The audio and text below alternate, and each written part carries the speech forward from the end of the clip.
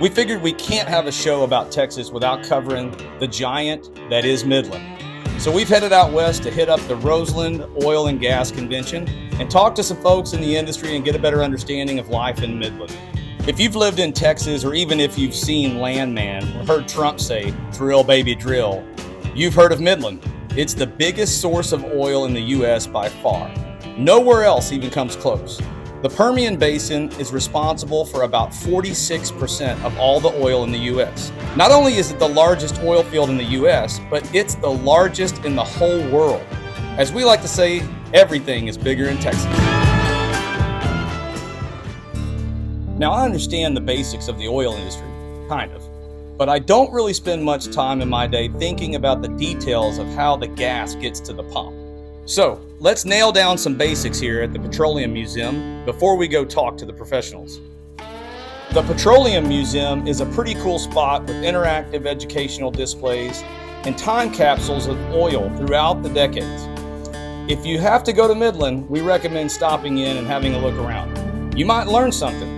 You also might leave asking, was that propaganda by the oil industry?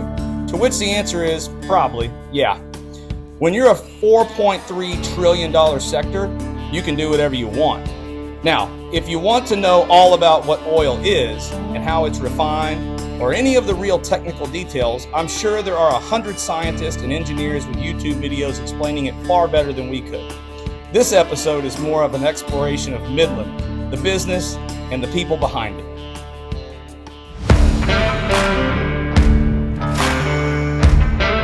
To break the industry part of the oil and gas industry down easy, there are three key segments. Upstream, which is where companies explore, locate, and drill wells. Midstream, which is the transportation between wells and refineries. And downstream, which refers to companies who refine the oil and those who sell the finished product. In Midland, most of what you'll see is the upstream. Around here, there are roughly 27,540 operating wells, so you're bound to see quite a few. The upstream is also the most costly part of the oil business. First, you have to find the oil, which means you have to hire geologists and conduct research. Then you have to test it and make sure you're right before spending millions on drilling. Oh, and you have to secure the land rights and all the permits and then build the rig to drill. Then install the well and hire all the workers and hope that there are no hiccups or injuries and maintain the well and repair it for breaks, and you see why it's the most expensive part. But that's the name of the game in the industry. High risk, high reward. There are currently 41 oil extraction companies operating in Midland alone, with some 30,000 plus workers. So obviously the model works once you put in the years of elbow grease and funding. This is also what the hit Paramount show Landman is centered all around. The midstream, the transportation sector, is mostly done right under your feet. There are pipelines all over Texas that take the crude oil from the Permian Basin to wherever it needs to go. The highest capacity refinery in the U.S. is, no surprise, also in Texas, Texas City, to be exact, down in Galveston Bay, just south of Houston. It's able to refine about 631,000 barrels per day. Phew. That's why you don't mess with Texas. But that's for another episode. This one's about Midland, not H-Town. Barrel is another common key word you hear a lot in the oil industry. 1 barrel of oil contains 42 gallons. But the way you probably hear it talked about the most is that price per barrel. The price is determined by the age-old business principle of supply and demand, but on a massive scale. And here's where OPEC, or the Organization of the Petroleum Exporting Countries, comes in.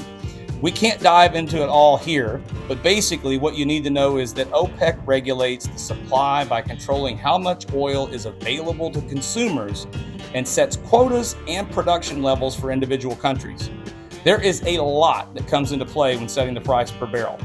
And there isn't typically just one reason for why it goes up or why it goes down. But here's the rub. Too expensive is bad, and so is too cheap. You need oil and gas companies to make money without shaking out your pockets. Hey, so one of the interesting things that we found being here in Midland is the zoning or lack of zoning that there may be here. when it comes to where they put things. I guess maybe because they put things up so quickly at one point in time, they didn't care. I don't know, but you literally have like a house next to a convenience store, next to a high rise, next to an empty lot, next to downtown, and there's no like transition of anything. So it's coming from a city, it's a little interesting to look at. Little known fact about Midland is that their nominated color of choice is what we've deemed as power beige. So apparently from the air, I don't think you can see any of the buildings here because it's the same color as the dirt, but everything's a power beige color. The downtown area feels like it pops up in the middle of a small neighborhood with no warning and then disappears just as fast. For a city that has made so many so fabulously wealthy and is the powerhouse of the oil production in the US, it's interesting that it's so small and underwhelming compared to, say, Dallas or Houston. And I'm not saying that to offend the people of Midland, but rather as an ironic observation. It's as though the money shoots through the pipeline out of Midland as quick as the oil does. But through its flaws, it's a pretty incredible sight to see and take in. At the end of the day, it's a piece of Texas unlike any other. If you like this episode, please give it a like, a share, and we'd love for you to subscribe and be a follower to our channel. Until next time, adios. How the hell do I get out of here?